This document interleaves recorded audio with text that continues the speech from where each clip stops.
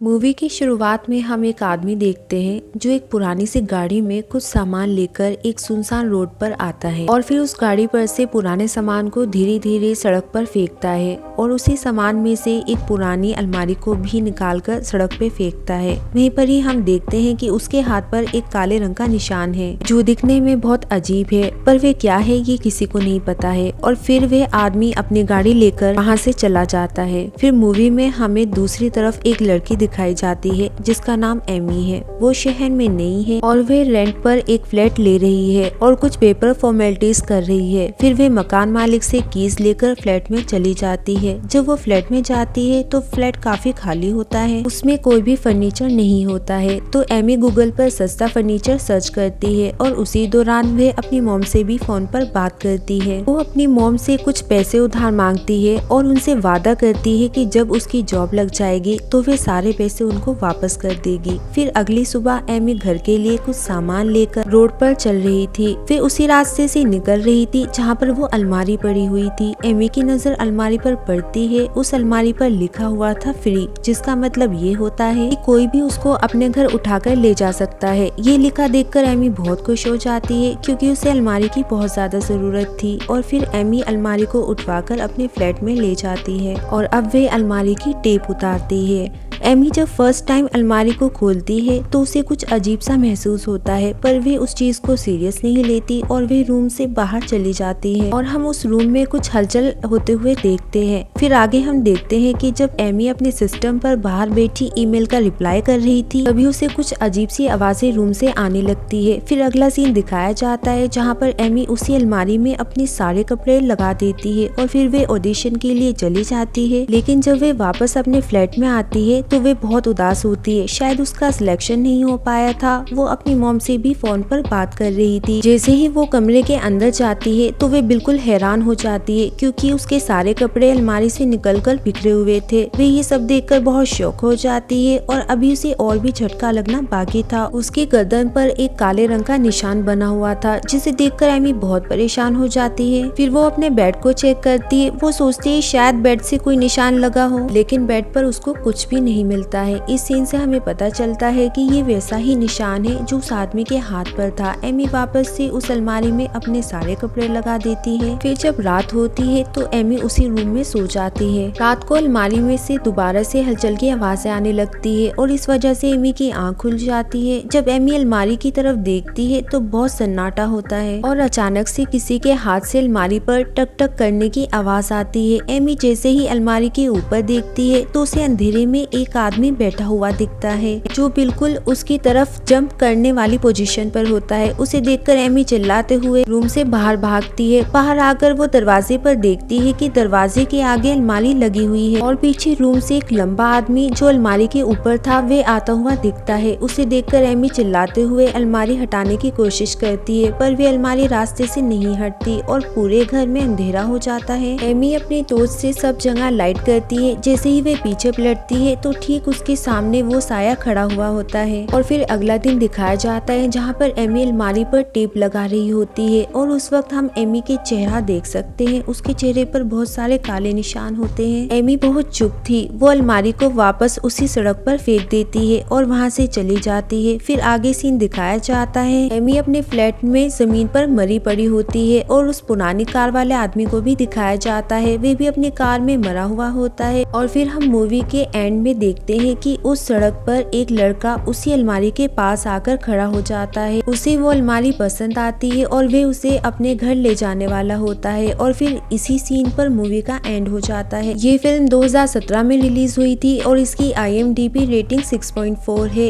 ऐसी और मूवीज देखने के लिए चैनल को जरूर सब्सक्राइब कर लीजिए।